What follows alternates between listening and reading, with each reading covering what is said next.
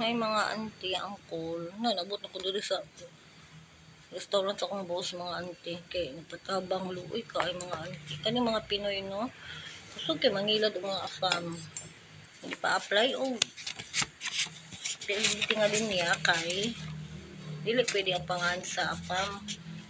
O niya karon gatagan ng 10,000 ingon pwede gawa daw siya tayo kwarta niya karon ni happy pa sila under the table nga 3,000.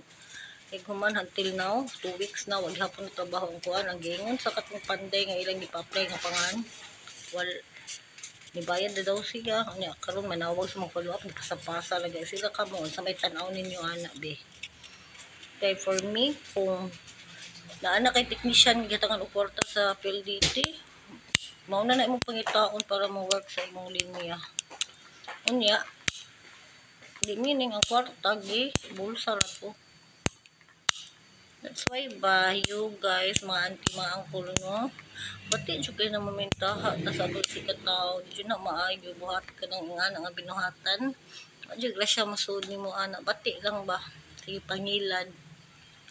So, never deceive someone just because of money. Because there's always karma. Always be honest. Always be real. Just be yourself. What you have.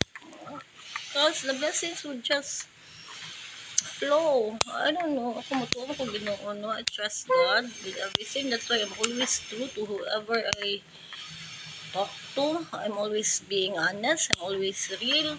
Whatever emotions or feelings that I have, I will tell them. Just being honest. It's up to them if they would take it as being toxic or what. But I'm just being honest.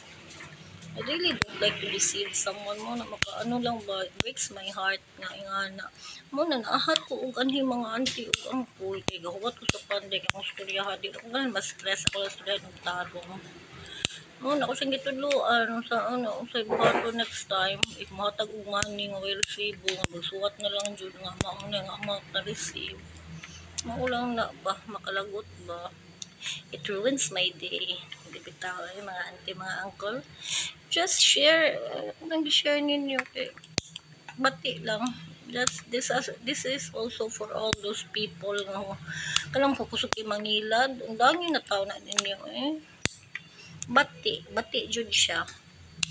Oo na. So, bye for na. Magsuwat sa ako. Kung ako sa siyang tudluan ha. Kaya naluoy lang ko.